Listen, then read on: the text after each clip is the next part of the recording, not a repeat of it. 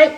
We're the Wildflower Widows. Thank you so much for tuning in today. We're actually going to be talking about grief waves, especially in the first week of losing our spouse, and also, I guess, within that first year, and our experience in terms of, the ups and downs of emotions. We're also going to be talking about what worked for us, what helped pull us out of those really dark days, and perhaps what didn't help us so much. And make sure you stay tuned for the whole video, because towards the end of the video, Nic and I will be doing a challenge, bit of a scary, fun, crazy challenge. It resembles what grief waves feel like. So I'll just leave that thought with you for now. I think when I go back to the very early days, the first hours even, of finding out that my husband had passed away, I was in a deep state of shock, and my mind wouldn't work. I couldn't think clearly. I was very focused solely on survival for me and survival for my children, and that was all my mind could do, except to beg also to the universe to undo this. And it was something that went over in my head thousands and thousands of times in the first few weeks and months. And it was the same words over and over. And it was, bring him back, give him back, come back. I begged to the universe and I begged to him to undo it. And I truly thought that if I begged hard enough, something would happen, some magical experience might happen where the universe might be kind to me and say, hey, we made a mistake taking hers, so let's give them back. We'll erase everyone's memory and this will never have happened. And unfortunately that didn't happen. We know that doesn't happen for us. So, I think that begging was just something my mind needed to do to get through those desperate early hours and days, and I think also after that I just moved into a fog of survival, and it was just very robotic. It was very much people leading me around. If they put a cup of tea in front of me, they almost had to put my hand on the cup, otherwise the cup didn't move from its spot. I couldn't talk, couldn't hold a conversation. I remember sitting on the couch just saying over and over, I don't know what to do, I don't know what to do, I don't know what to do. Because your life just explodes in front of you. And that's exactly what it felt like. It felt like a complete life explosion. And it's just raining down on you. And it is so hard to get your head around what to do now. Is that what it was like? Yeah, it's quite a similar experience for me as well. So my husband passed away quite suddenly. There was no lead-up time to say goodbye or say the things that I wanted to say to him, tell him I loved him one last time. So that was really, really devastating for me. Somebody that I've loved, been with for 17 years, is my husband, my soulmate, my best friend, my lover, everything, right? He's my whole entire world. And then all in a moment, he's gone. I couldn't comprehend, that can just happen. You can just be there 1 minute and then gone the next. That to me was heartbreaking. It was devastating, and I couldn't comprehend in my head how this was real. I knew it was, but I'm like, well, how and what do I do now? I mean, I was just heartbroken. I could not stop crying. I think the worst thing was having to call everybody and, his family and my family and our friends and tell everybody, that he passed. And that for me was gut-wrenching. Do you go through those phone calls now in your mind? Yeah, I do. And I'm on the verge of tears now, but I literally cry every single time I think of that. I get really, really teary over it because they're really hard phone calls to make. Having a cry moment already. She starts early. I do start early. Yes, obviously, this grief is really raw, it's really, really, it's real is what I'm trying to say. So for the first week, well, literally as soon as my husband passed away, I went to bed, obviously that night, couldn't sleep at all. The next day, I kind of said in my head, day one of him gone. The next day I remember saying, day two of him gone. And it got to like day 5 and I'm like, do I just count every single day that he's gone? I couldn't even eat the first week. I couldn't even eat anything. I barely drank anything. My body just, I don't even know how I survived not eating or drinking anything, but it was like my body just went into survival or protective mode or something, and it just kept functioning still. Don't know how. But yeah, that was a really, really rough week, that first week. It was horrendous and just horrible.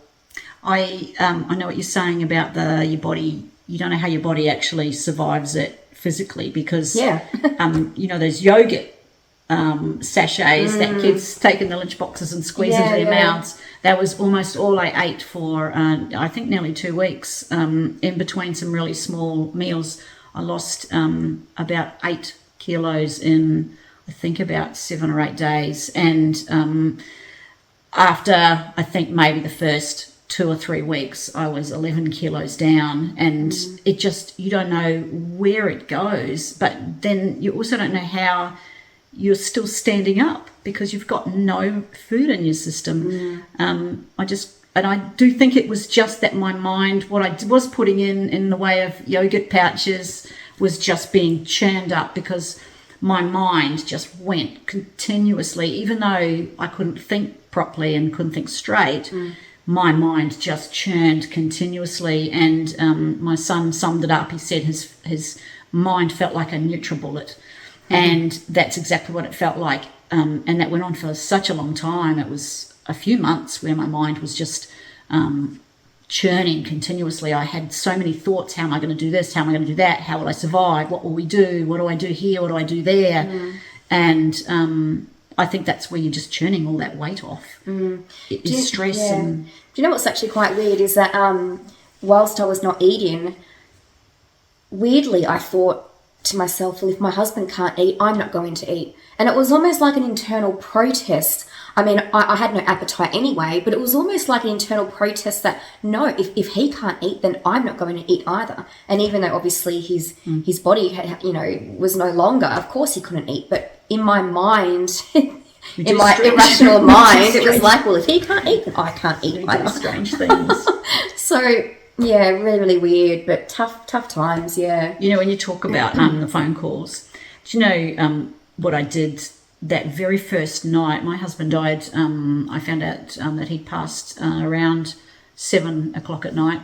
And I, about 1:30 in the morning, lay in bed and went through my entire phone contact list and also in his phone, and individually messaged every single person rather than sending out a group text to say, hey, letting you know that he's died. I went to every person because I felt it was really important to put their first name in each message. And I don't know what my mind was doing. And that was that night? That was the night. Wow. And it was because, I was awake and I think I needed distraction and I needed the whole world I just needed to say to the whole world, oh my God, this has happened, right? And so this was just, I just felt this need to connect with every single person individually rather than by a group text. And now I look back at that and think, God, how odd. How odd that I did that. But it was just, I don't know, your mind just does some unusual things. Yeah, exactly. A lot of unusual things. Yeah. Nic, you probably agree with me, we've experienced very low lows in our grief. In my first year of grieving, I was in a very, very dark place where I literally just locked myself out from the outside world.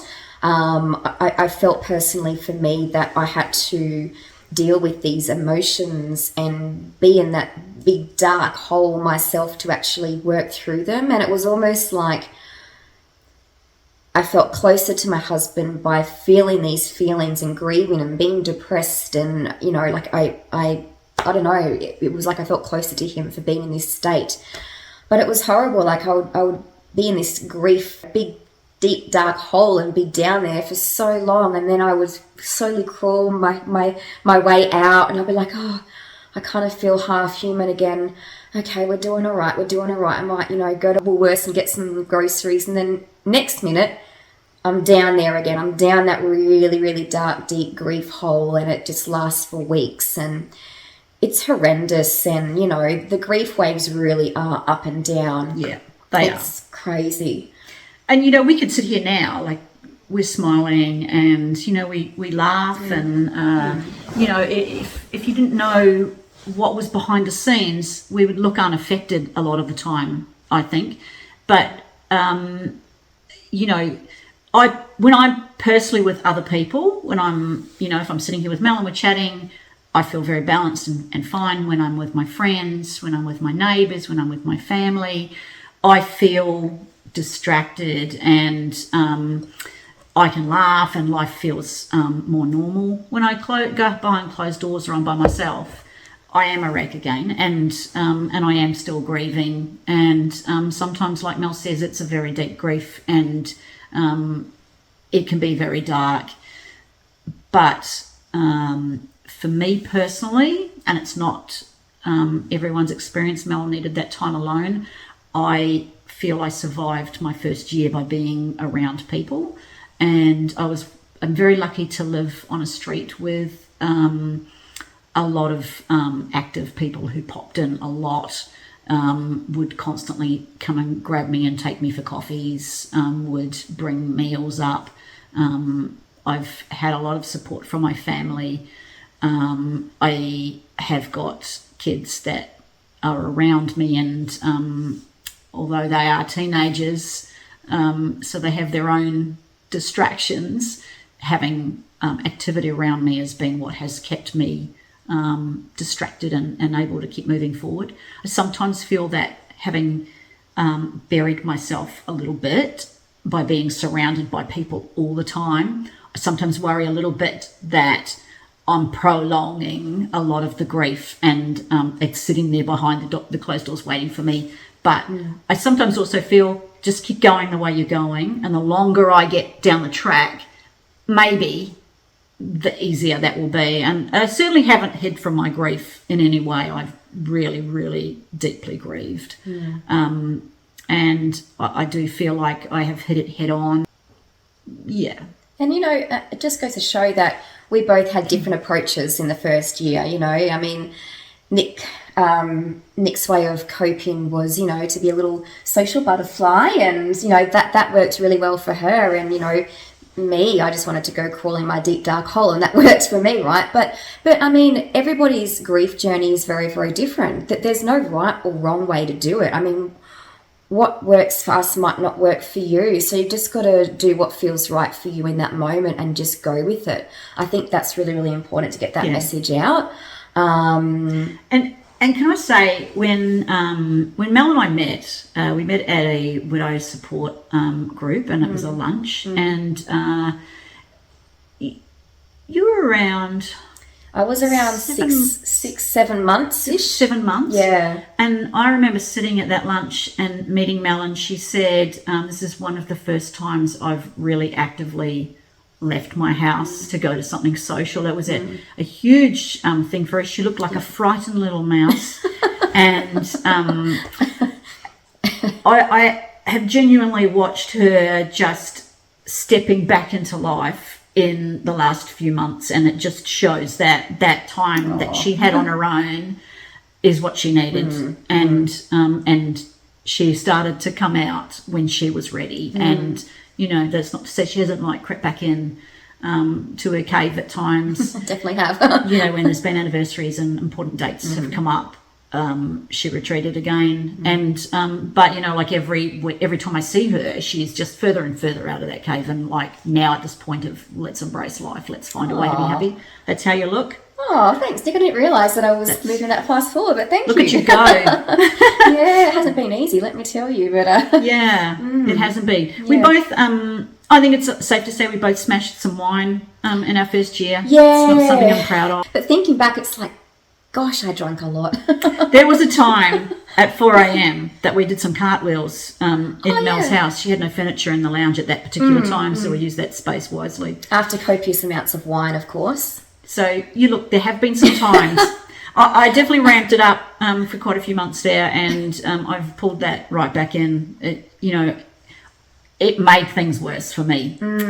It was a short-lived joy, and it dragged me down, and it made me feel low and unhealthy, and it certainly never got out of control, but I feel it could have if I had stayed in such a dark place for a long period of time. So I think if you're going down that path and you are aware of it, early on trying to stop yourself and say, hey, there's other ways, there's better ways, and that's what Mel and I have tried to do. We've tried to spend more time outside, more time in nature, more time in the sun, more time with people, and get that joy from being around other people.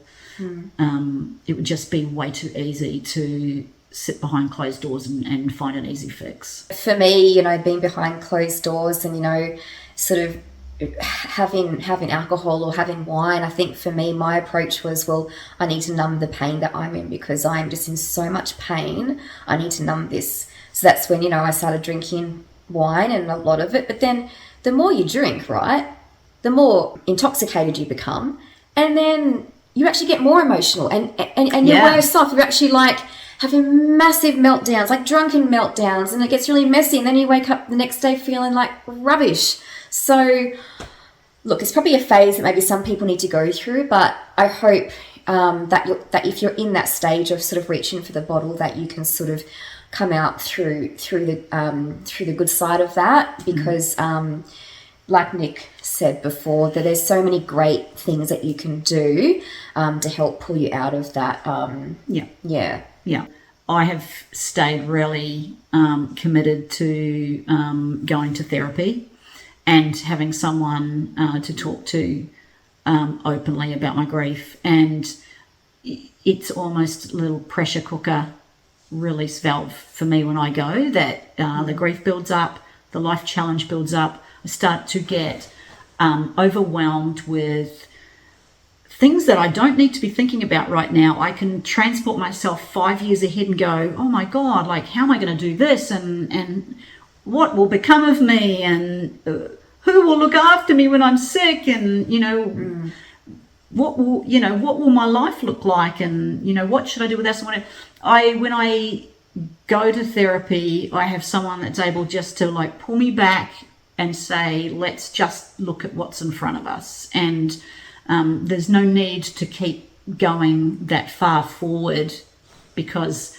it doesn't need to be dealt with yet. Let's deal with what's right in front of us. And then when you get to that point, your mind will already be healthier and you'll be able to manage those questions and that progression through life. Yeah. And that's been really, really important for me and really healthy. And I truly don't know that I would be as far through the really deep part of grief if I hadn't been able to work so actively through that in therapy.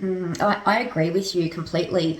Before my husband passed away, I was never one to do therapy. I thought, I'm strong enough, I'm tough enough, I'll deal with whatever myself. And I did, And then, my husband passed away and people were saying to me, oh, you should go and see a psychologist, talk to a counsellor, go see a therapist, go do this, talk to somebody about it. And I'm like, oh, I don't want to talk about it. Anyway, so I ended up going to see a psychologist or a counsellor, and probably one of the best things I did in my first year of grieving, because it just helped me so much.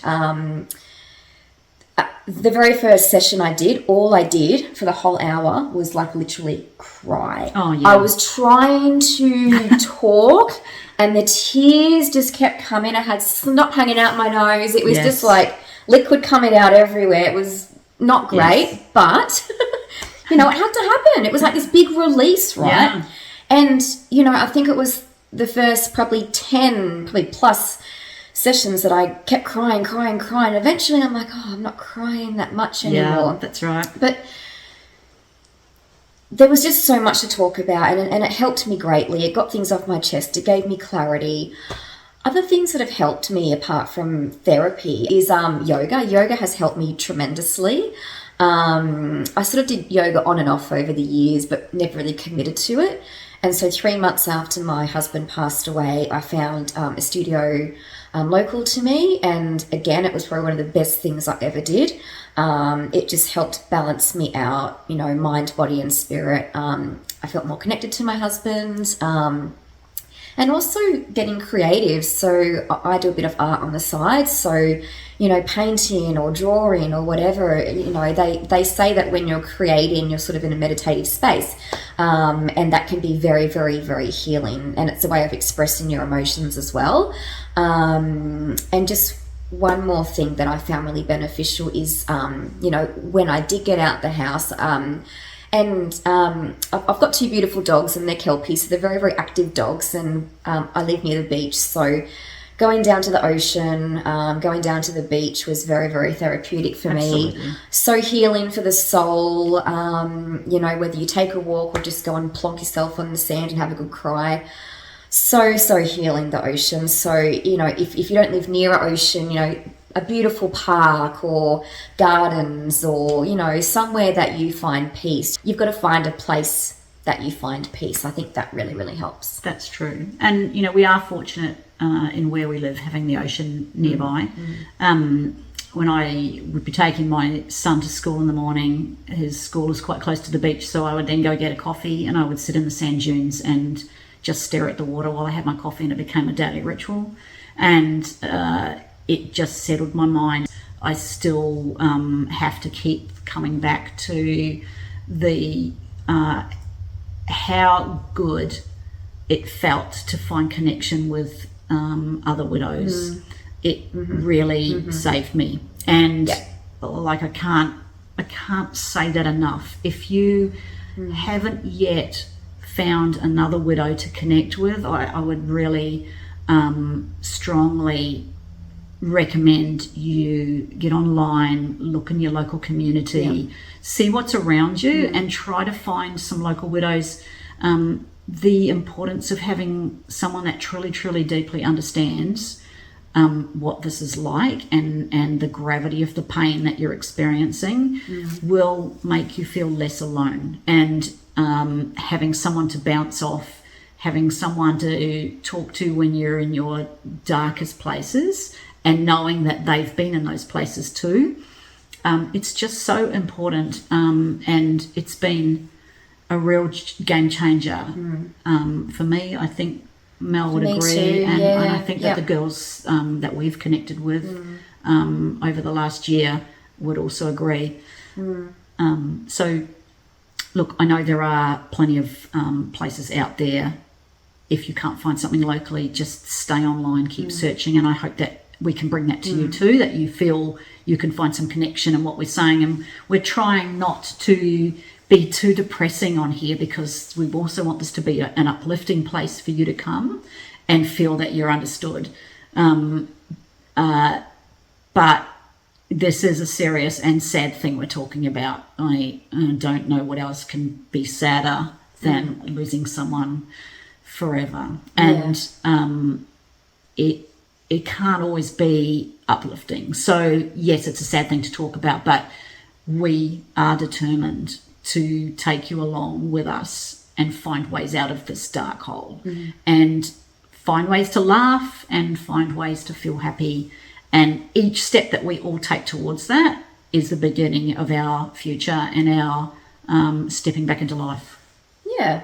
And I guess talking about uplifting, it might be time to reveal our little challenge that we did. Dun, dun, dun. So Nick and I sat down one day, right, and we thought, oh, these bloody grief waves, so up and down, you know, just comes out of nowhere, not expecting a trigger to sort of hit you, and then you have a massive meltdown. Anyway, so we thought, grief waves are very, very similar to being on a roller coaster, right?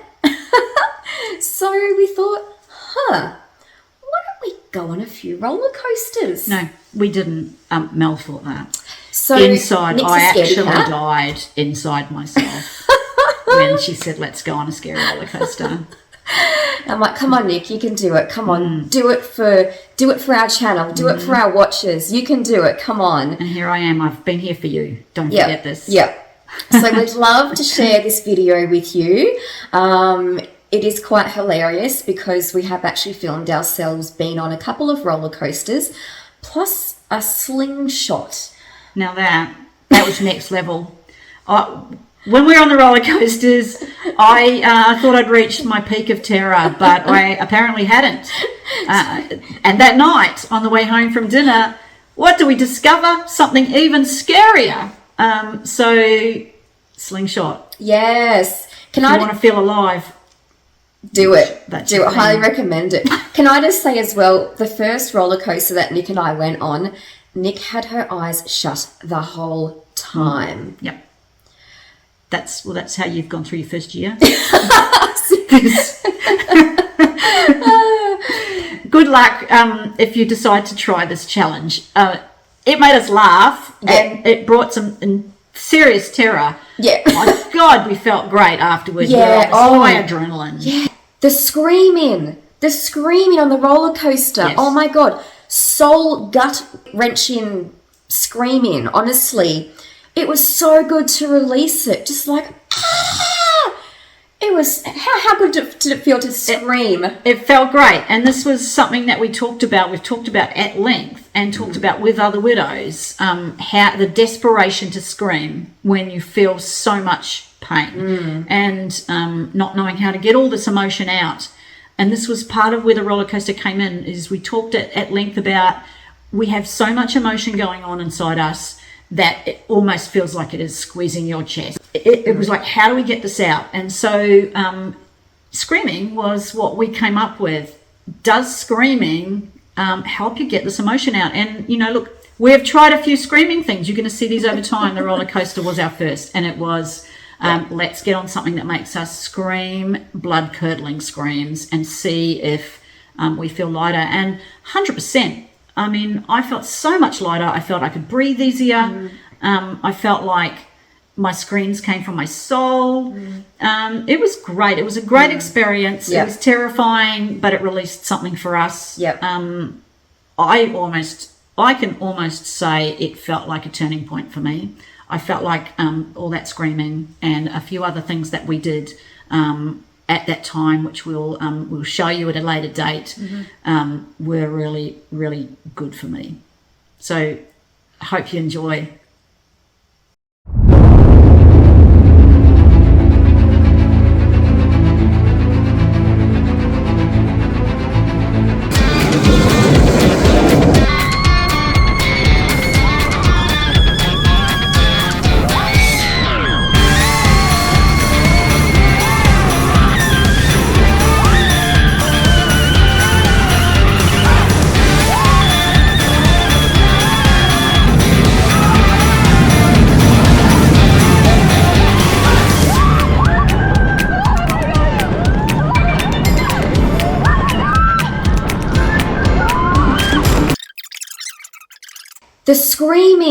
The screaming on the roller coaster. Yes. Oh my God. Soul gut wrenching screaming. Honestly, it was so good to release it.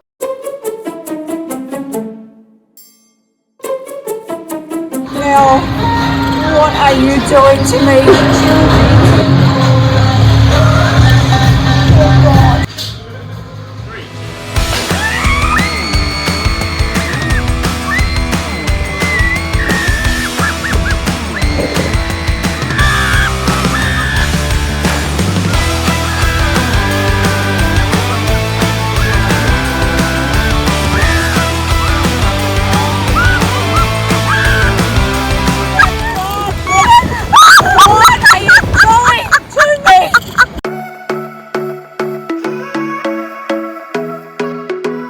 Hi, Wildflower.